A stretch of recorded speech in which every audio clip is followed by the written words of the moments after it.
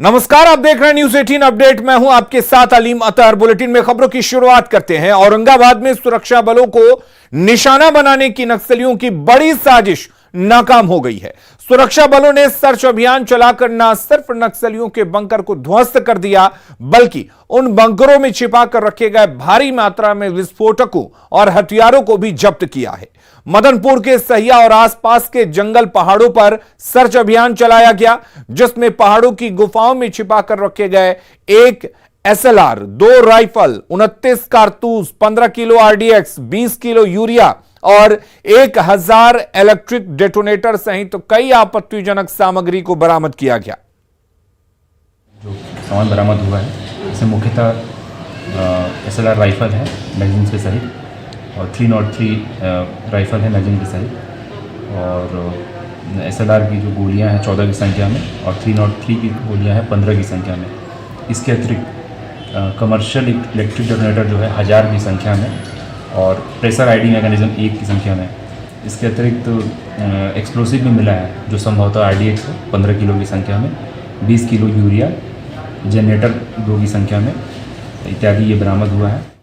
गोपालगंज में उपचुनाव से पहले जेल में कैदियों के 2 गुटों के बीच मारपीट का मामला सामने आया है।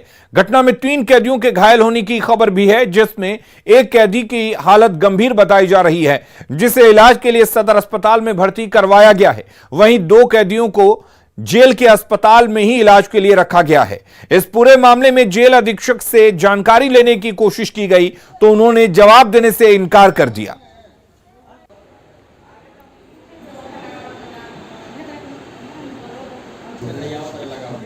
और उधर बेतिया में पुलिस पर मेला देखने आए एक युवक की पिटाई का आरोप लगा है। घटना राजदेवरी मेला परिसर का है, जहां पर कालीबाग ओपी की पुलिस ने बिना सोचे समझे लाठियां भाजना शुरू कर दिया।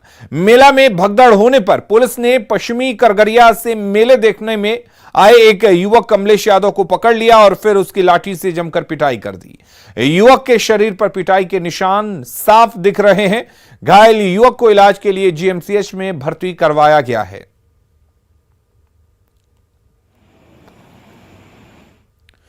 बिहार में शराबबंदी है और जिन लोगों के ऊपर शराब और शराबियों को पकड़ने की जिम्मेदारी है, वही शराब के नशे में ड्यूटी कर रहे हैं।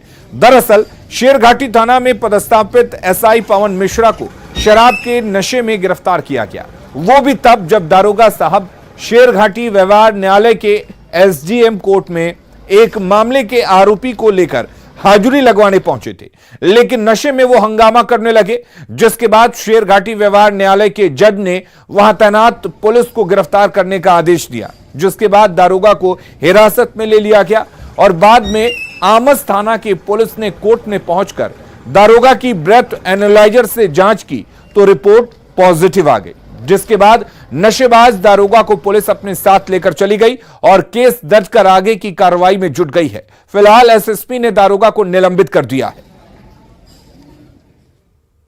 थाना कोई ASI थे जी या ASI जी, तो उनको हमने देखा कि इधर से कस्टडी में जा रहे हैं। तो किस मामले में क्या हुआ था? मामले में हुआ था कि ये CGM साहब को उचित अनुचित कुछ बोल दिया था और शराब पिए हुए था। शराब पिए हुए थे? नशा में भी देखा हमने। हम पूछा तो बोले कि ये नौकरी तो हम नहीं चाह रहे थे, हम डिस्मिस कहना। शेरघाटी थाना में पदस्थापित थे सब इंस्पेक्टर पवन मिश्रा, जिन पे रोक लगा कि कल वो शराब पीकर हंगामा कर रहे थे शेरघाटी कोर्ट। तो उसी में थाना प्रभारी गए, उनका जांच किया, पॉजिटिव पाया गया और उन्होंने जीत के भी दिया पेश कर। उस पर FIR की गई है और कार्रवाई कर रहे हैं और उसका निलंबन मैंने कल ही कर दिया है। सासाराम में एक बार फिर अतिक्रमण के खिलाफ प्रशासन का बुलडोजर चला, जिससे थोड़ी देर के लिए नगर के मुख्य चौराहे पर भगदड़ मच गई। कार्यपालक दंडाधिकारी के नेतृत्व में धर्मशाला मोड़ से पुरानी GT रोड तक अतिक्रमण हटाओ अभियान चलाया गया, जिसमें सड़क किनारे और नालियों के ऊपर से अवैध निर्माण को हटाया गया। इस दौरान कुछ लोगों ने विरोध भी किया, जिनको पुलिस ने खदेड़ कर वहां से भगा दिया।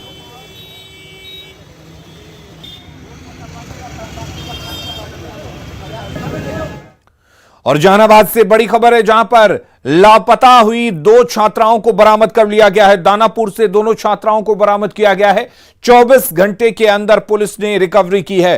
परिजनों में खुशी की लहर दौड़ गई। आपको बता दें कि जहानाबाद शहर से फिल्मी स्टाइल में 2 छात्राएं गायब हो गई थी। लड़कियों के ना मिलने की खबर से परिजन परेशान हो गए थे। एक लड़की रामानंद कॉलोनी की है तो दूसरी मौर्या नगर की रहने वाली थी। दोनों ब्रिलियंट स्कूल में पढ़ने के लिए घर से निकली थी। शाम तक जब दोनों घर नहीं लौटी तो परिजनों की परेशानी बढ़ गई। दोनों लड़कियों के गायब होने की शिकायत टाउन थाने की पुलिस के पास पहुंची। पुलिस ने दानापुर स्टेशन से दोनों छात्राओं को बरामद कर लिया है। छुट्टी होने गई थी लेट में, मैं लेट से छुट्टी हुआ तो निकली था, घर नहीं पहुंची है बेटी हमको। किस क्लास में पढ़ती थी? 6 में। स्कूल से पढ़ के बच्ची मेरी आ रही थी, आ करके गई है वहाँ स्मार्ट पॉइंट पे। वहाँ से मिक्सचर 3 गोली है बड़ा बड़ा, और वहाँ से फिर पता नहीं चला किधर गई। तो हम लोगों को शाम में 6 बजे सूचना मिली तो हम लोग फिर त्वरित कार्रवाई किए और सभी जगहों पे इन्फॉर्म किए और पर्सनली भी कॉल करके जो इम्पोर्टेंट प्लेस था Patna junction, Danapur railway station पे मिल गई, जिसको सुरक्षित हम लोग ले आए और फिर परिजनों को। मुख्यमंत्री नीतीश कुमार ने एक बार फिर बीजेपी और केंद्र सरकार पर बड़ा हमला किया है। समस्तीपुर के सरायरंजन में इंजीनियरिंग कॉलेज के उद्घाटन के मौके पर नीतीश कुमार ने पटना के इंजीनियरिंग कॉलेज के बहाने केंद्र सरकार पर जमकर निशाना साधा और कहा कि आजकल वो लोग किसी की नहीं सुनते हैं, ना किसी राज्य का विकास कर रहे हैं। इतना ही नहीं, नीतीश कुमार ने 2013 में बीजेपी से अलग होने की वजह भी बताई और एक बार फिर जब बीजेपी से अलग होकर आरजेडी के साथ आ गए हैं तो ये लोग लालू प्रसाद के खिलाफ फिर से केस कर रहे हैं। लेकिन अब जीवन भर हम किसी भी सूरत में बीजेपी के साथ नहीं जाएंगे और पुराने समाजवादी एक साथ रहकर बिहार और देश की तरक्की के लिए काम करेंगे। आजकल जो लोग हैं वो किसी का सुनते हैं, आज किसी से बात करते हैं, आज किसी राज्य का विकास करते हैं। आज इनके पहले वाले जो लोग थे वो लोग कितना काम करते थे आपको हमने बता दिया। अटल जी, आडवाणी जी, जोशी जी, ये सब काम करते थे। इनके असली नेता वही थे। पहले अध्यक्ष, दूसरे अध्यक्ष, तीसरे अध्यक्ष सब वही थे। और बाद में जब मौका मिला तो हम 13 में अलग काहे के लिए हुए थे? हम तो चाहते थे कि लोग को आडवाणी जी को मानना चाहिए, क्योंकि अटल जी साहब की तबीयत खराब थी, लेकिन ये सुना नहीं तो हम अलग हो गए। अब बाद में केस करके ये किया, हमको ये किया, अब बताइए, तो उनके ऊपर तो कुछ था नहीं लालू जी का। और अब फिर जब हम लोग एक साथ हुए तब फिर केस कर रहा। अब आप समझ लीजिए कि किस तरह का काम करते रहते हैं ये सब लोग। और जो आते हैं आज जानते क्या है? जानते क्या है? अरे जानने वाले जो लोग हैं उन लोगों का हमने नाम दिया और उनकी पार्टी बनी है, उस पार्टी को बनाने वाले ये लोग थे। लेकिन जब दूसरे लोगों को हाथ में आ गया, आज जिस तरह से बाकी सबके साथ कर रहे हैं, हम तो अलग हो गए। और आप जान लीजिए जीवन भर हम किसी भी तरह से उन लोगों के साथ फिर नहीं जाएंगे। हम लोग साथ जो पुराने समाजवादी हैं एक साथ रहेंगे और बिहार का तो तरक्की करेंगे ही, देश के उत्थान के लिए भी हम लोग मिल करके काम करेंगे। आप सबका सहयोग चाहिए। जेडीयू के राष्ट्रीय अध्यक्ष ललन सिंह ने पीएम मोदी को लेकर ओछी और आपत्तिजनक टिप्पणी की है। पटना में जेडीयू के मिलन समारोह में ललन सिंह ने पीएम मोदी के लिए डुप्लीकेट और बहरूपिया जैसे शब्दों का इस्तेमाल किया। मिलन समारोह में ललन सिंह ने कहा कि पीएम मोदी डुप्लीकेट पिछड़ा वर्ग से आते हैं। गुजरात का सीएम बनने के बाद उन्होंने अपनी जाति को पिछड़ा वर्ग में शामिल कराया। ललन सिंह ने समारोह में अपने नेताओं को आगाह किया कि पीएम मोदी बहरूपिया हैं, अलग अलग जगहों पर अलग अलग रूप में नजर आते हैं। वहीं पीएम मोदी के चाय बेचने पर उन्होंने कहा कि कहीं चाय नहीं बेची, सिर्फ चाय बेचने का ढोंग किया। अभी तो नरेंद्र मोदी जी का परिचय दे रहे हैं कि क्या, तो भाई आप लोग तो देहात के आदमी हैं, सब लोग गरीब लोग हैं, तो जानते हैं ना बहुरूपिया किसको कहते हैं। बहुरूपिया देखला है ना गांव में क्या होता है, 12 दिन में 12 रूप धरता है, वही है। ये पूरे पार्टी वही है। अरे आपका तो चेहरा बेनकाब हो गया।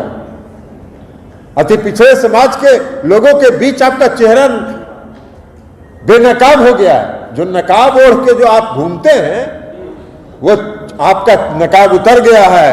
जब ये मुख्यमंत्री बने गुजरात के, तब इन्होंने अपने समाज को पिछड़ा वर्ग में शामिल कर लिया। तो इतना डुप्लीकेट है, या ओरिजिनल कहां से आता है?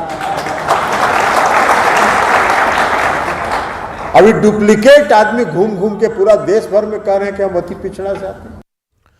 तो यहां पर जेडीयू के अध्यक्ष ललन सिंह ने पीएम मोदी को लेकर ओछी और आपत्तिजनक टिप्पणी की। पटना में जेडीयू के मिलन समारोह में ललन सिंह ने पीएम मोदी पर यह तमाम बातें कही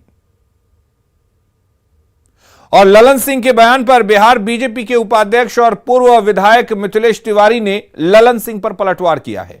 मिथिलेश तिवारी ने कहा कि मोदी जी पर बोलने के लिए ललन सिंह को 100 जन्म लेना पड़ेगा। चूंकि उनकी दुखती रग पर आईटी ने हाथ रख दिया है ना, तो जितने भी भ्रष्टाचारी लोग हैं और जिनके ऊपर कार्रवाई हो रही है, उस सबके तार इन लोगों से जुड़े हैं। और जैसे ही किसी के दुखती रग पर आप उंगली रखेंगे तो स्वाभाविक है उसकी पीड़ा बाहर आ जाएगी। तो गाली किसको देंगे ये लोग? चाहे राजद के लोग हों, जदयू के लोग हों, ये गाली सीधे मोदी जी को देते हैं। और मोदी जी को जितना ही गाली देंगे उतना मोदी जी सशक्त होंगे। और बिहार की जनता और देश की जनता मालूम है सबको कि कौन डुप्लीकेट है और कौन ओरिजिनल है। मोदी जी 24 कैरेट ओरिजिनल हैं। देशभक्ति में भी उनका कोई जोड़ा नहीं है, राष्ट्रभक्ति में भी कोई जोड़ा नहीं है। और मोदी जी पर बोलने के लिए ललन सिंह को अभी 100 जन्म लेना पड़ेगा। मोदी जी कोई सामान्य व्यक्ति नहीं है। भारतवर्ष के 135 करोड़ लोगों की आस्था का नाम है नरेंद्र मोदी। भारत के विकास का नाम है नरेंद्र मोदी। देश की सुरक्षा का नाम है नरेंद्र मोदी। ललन सिंह जी को बोलने का औकात भी नहीं है नरेंद्र मोदी जी पर। इसलिए मैं सीधा कहूंगा, ललन सिंह जी जरा औकात में रहें। और वहीं जेडीयू के राष्ट्रीय अध्यक्ष ललन सिंह के बयानों पर बीजेपी नेता जनक राम ने इसे हताशा का प्रतीक बताया है। जंगल राज कहा जाता था, अत्याचार, भ्रष्टाचार, अन्याय, शोषित, पीड़ित, वंचित को क्या नहीं शब्दों का प्रयोग किया जाता था। उसके साथ जब जाते हैं तो उनकी सोच, उनकी विचार बदल जाता है। उसी का प्रतिफल है कि जेडीयू के राष्ट्रीय अध्यक्ष जी हों, चाहे बिहार के मुख्यमंत्री जी हों, उम्र का भी तकाजा है। कई जगहों से कई नेताओं ने इस पर चर्चा कर चुके हैं कि बिहार के मुख्यमंत्री जी का उम्र का तकाजा है, जिसकी वजह से हताशा में, निराशा में इस तरह का बयानबाजी दे रहे हैं। झारखंड में 60 लाख राशन कार्डधारी सरकारी राशन का इंतजार कर रहे हैं। राशन मिलने में हो रही देरी की वजह से लोगों में नाराजगी है। विभाग और सरकार की लेट लतीफी का दंश अब पीडीएस दुकानदारों को झेलना पड़ रहा है।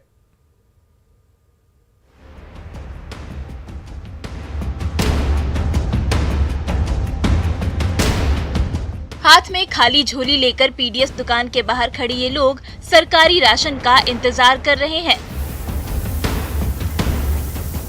पीडीएस सिस्टम के सहारे अपना पेट भरने वाले गरीब परिवारों को उम्मीद है कि दिवाली से पहले सरकार इन्हें राशन मुहैया करा देगी। इसी उम्मीद में यह हर रोज दुकान के बाहर आते हैं, पर दुकान पर ताला लगा देकर वापस लौट जाते हैं। पीडीएस दुकानदारों का कहना है कि अब तक राशन नहीं आने की वजह से उन्हें लाभुकों के आक्रोश का सामना भी करना पड़ रहा है।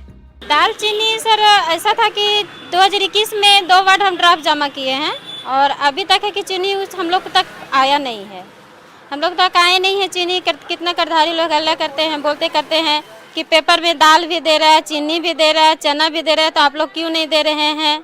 इतना हम लोग बोलते हैं तो हम लोग भाई हम लोग क्या करेंगे, हम लोग को तो जो तो आएगा वही ना हम लोग बांट सकते हैं। बाजार में तो पूरा उड़ जा रहा है, पेपर उड़ जा रहा है कि सरकार हमें दाल देगी, चीनी देगी, लेकिन समय पे मिल जाए, पूजा से पहले मिल जाए तो हम लोग के लिए ज़्यादा बेटर है। हम लोग की भी समस्या सर बहुत काफ़ी है। पब्लिक से जुड़ा हुआ चीज़ है ये चीज़, पब्लिक से हम लोग जुड़े हुए हैं। बात ऐसी है कि पब्लिक तो पेपर में देखती है, न्यूज़ में देखती है, और उसको जब समय पर नहीं मिलता है तो थोड़ा सा तकलीफ होता है। हमें भी तकलीफ होती है, हमको भी सुनना पड़ता है। राज्य सरकार ने अपने बजट में इस बार पीडीएस के तहत दाल और चावल के साथ चीनी देकर झारखंड वासियों का मुंह मीठा कराने की घोषणा करके खूब वाहवाही लूटी, पर झारखंड के गरीब परिवारों को अब तक अनाज भी नहीं मिल पाया है। चीनी नहीं मिला है, अब उस सब के लिए अब सरकार देंगे तब न मिलेगा। दाल बोलते हैं दाल मिलता है, दाल भी नहीं मिला, नमक मिलता है तो नमक भी देता है, लेकिन जो मिलेगा वही सब देता है।